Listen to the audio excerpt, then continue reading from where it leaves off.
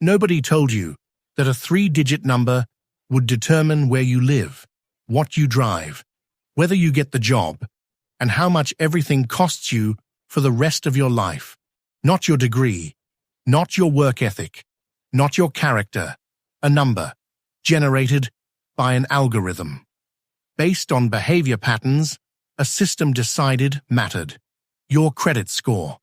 And depending on what that number says about you, America has 2 completely different versions of itself.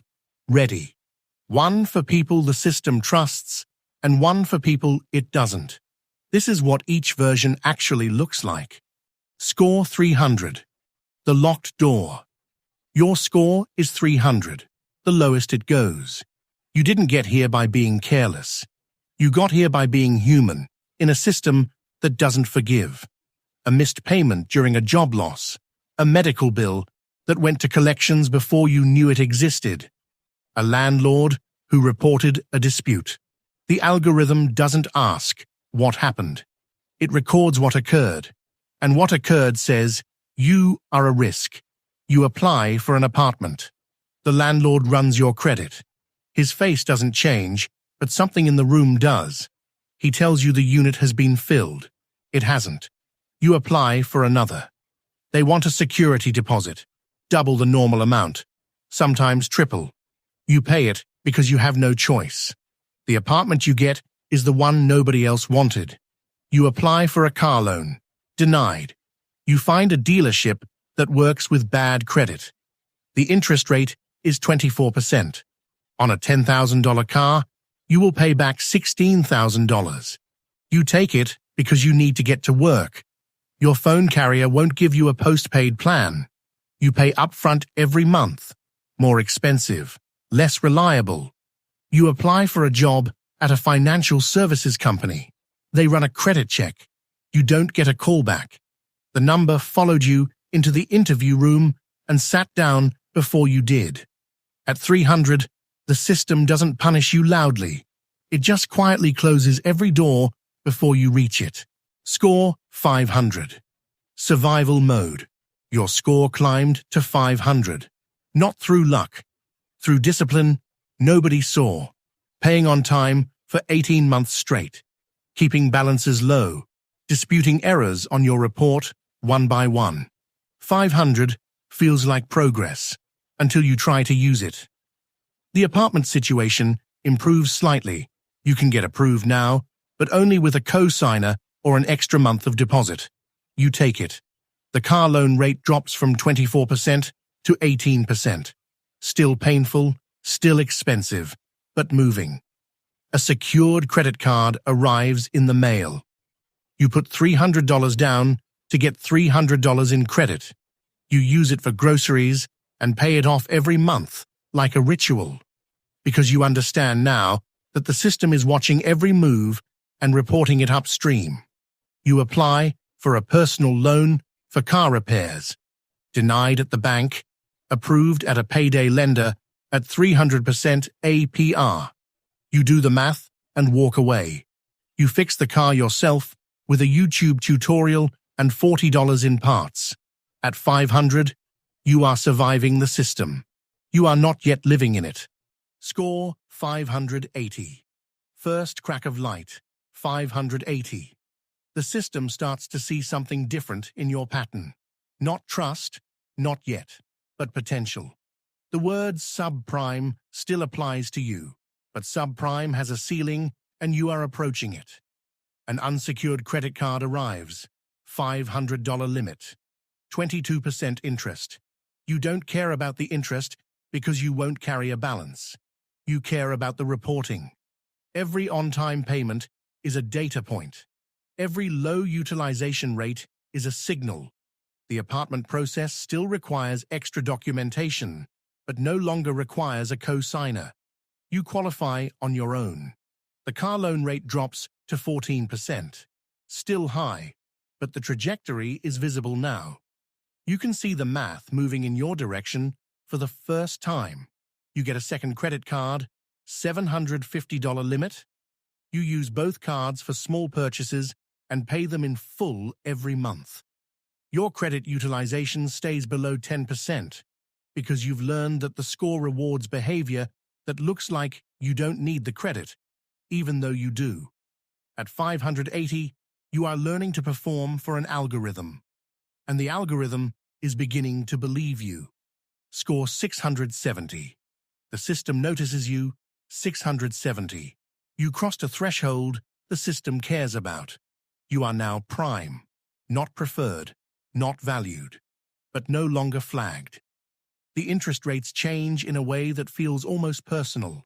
A car loan that would have cost you 14% last year costs 8% today. On a $20,000 car, that difference is $3,000 over the life of the loan. You didn't negotiate it. The number negotiated for you. Credit card offers arrive with real limits. $3,000, $5,000. Rewards programs, cash back, travel points.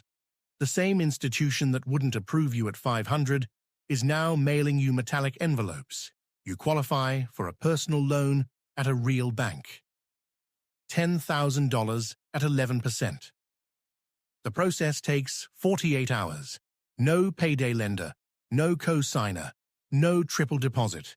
Just an application and an answer. You apply for a nicer apartment. Approved on the first try. No conversation about your history. Just a yes. At 670, the system has decided you are worth selling things to. You are not invisible anymore. You are not respected. You are profitable. And profitable gets treated better than invisible every single time. Score 740. Things get cheaper. 740. Something shifts that nobody warned you about. The price of money itself changes. A mortgage at 740 costs you 6.5%. The same mortgage at 620 costs 8.5%. On a $300,000 home, that is $150,000 difference over 30 years. Not because of anything you said or did in that room, because of what the number said before you arrived. Your car insurance drops. Yes. Insurance companies check credit scores in most states. The same car, same driver, same history. Different score, different premium. Employers in financial services, government contracting, and healthcare now approve your background check without a second conversation. The score cleared the room before you walked in. A premium credit card arrives with a $15,000 limit, airport lounge access, and travel insurance. You didn't apply. They decided you were worth the offer. At 740, you stop paying the penalty for being a risk. You start receiving the discount for being reliable. The cost of living, your actual cost of living, goes down. Not because your income changed, because the algorithm changed its mind about you. Score 800. A different America. 800. You are now in the top 20% of all credit scores in the United States. The system doesn't just trust you at 800. The system competes for you. 3 credit card companies call in the same week with offers. 0% interest for 21 months. $25,000 limits. Concierge services. The mortgage rate you qualify for is the rate advertised on television. The one most people never actually receive. You receive it. Your landlord, if you still rent, asks if you'd like to skip the credit check entirely. They've seen your history. It speaks before you do. You apply for a business line of credit. Approved in 24 hours at prime rate. The bank assigns you a relationship manager. Not because of your income, because your score signals that you are the kind of customer worth keeping. At 800, the credit system stops being something that happens to you. It becomes a tool you control. The same algorithm that locked doors at 300 is now opening them before you knock. Same person, same country, completely different America. Score 850. Perfect. The system bows. 850, the maximum. Less than 1.6% of Americans ever reach it. At 850, the system has nothing left to deny you. Every rate is the lowest available. Every door is open before you approach it. Every institution that once flagged you, ignored you, charged you more, questioned you, made you wait.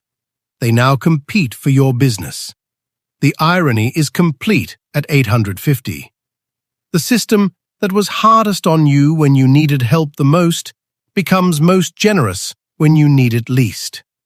You don't need a $25,000 credit limit. You have savings. You don't need a 5.9% mortgage rate. You could pay cash. The rewards are delivered to the people least likely to need them and withheld from the people who need them most. That is not a flaw in the design. That is the design. Somewhere right now, someone is staring at a rejection letter. Credit score too low. They're not irresponsible, they're new to the system. Or recovering from something the system doesn't ask about. Or navigating rules nobody explained before the consequences arrived. The score they carry isn't a measure of their character. It's a measure of how long they've been performing for an algorithm that was never designed to know who they actually are. You are not your credit score. But in America, your credit score is often treated as if it's you.